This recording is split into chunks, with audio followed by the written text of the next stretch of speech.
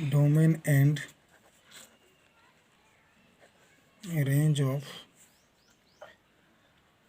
inverse trigonometric function. पहले देखेंगे हम लोग डोमेन। डोमेन क्या होता है? ऑल पॉसिबल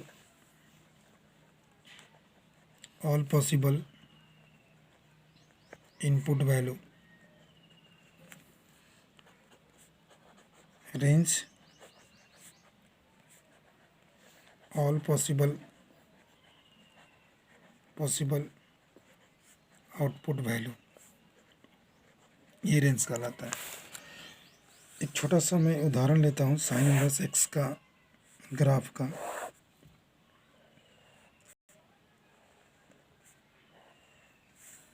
ऐसे करके ये जीरो, यहाँ से ये जीरो होता है, पाई बाय 2 होता है, पाई होता है, 3 पाई बाय 2 होता है, 2 पाई होता है, 5 पाई बाय 2 होता है। इसी तरह से यहाँ माइनस पाई बाय 2 होता है, माइनस पाई होता है, माइनस 3 पाई बाय 2 होता है, माइनस 2 पाई होता है। इस टाइप से ये साइन एक्स का ग्राफ है। अब हम लोग देख सकते हैं कि जो यहाँ पे डोमेन और रेंज क्या होता है, हम सिर्फ इस लूप का बात करते हैं। ये यहाँ से यहाँ तक की बात करेंगे, जो मैंने डार्क कर रखा है पेन से, यहाँ से यहाँ तक। अब सिर्फ ये वाला ही लूप क्यों लिए, ये वाला क्यों नहीं लिए, ये वाला क्यों नहीं लिए, ये वाला क्यों नहीं लिए? हाँ, चूँकि मैंने बताया था इसका इन्वर्स ट्रिगोनोमेट्रिक कैसे शो करता है। इन्वर्स ट्रिगोनोमेट्रिक को हम लोग उसका डोमेन को जानबूझ के रिस्ट्रिक्ट कर देते हैं, और उसके उसी डोमेन के बीच में वो क्या करता है, उस रेंज के बीच में वो क्या कहलाता है, इन्वर्टिबल हो जाता है, इन्वर्स शो करता है। तो पूरे विश्व इसी चीज़ को मानता है। साइन एक्स की साइन इन्वर्स में साइन एक्स का जो ग्राफ होता है वो माइनस पाई से लेकर के प्लस पाई बाय 2 को ही विश्व में मानता है। क्योंकि ऐसा इसलिए चूँकि माइनस पाई बाय 2 से लेकर के प्लस पाई बाय 2 तक ही साइन इन्वर्स शो करता है। अदरवाइज अगर मैं इस लूप को छोड़ करके इस लूप की बात करूं तो यहाँ पर ये इन्वर्टिबल होगा ही नहीं। ये माइनस पाई बाय 2 और प्लस पाई बाय 2 के अलावा और भी कहीं पर ये इन्वर्टिबल होगा ही नहीं। इसलिए पूरा विश्व का मानना यही है, माइनस पाई बाय 2 से प्लस पाई बाय 2, और उसी चीज़ को हम लोग पढ़ते हैं। पूरा विश्व यही चीज़ को मानता है। अब इसमें डोमेन क्या होता है? डोमेन का मतलब देखिए, यहाँ पे डोमेन क्या होता है?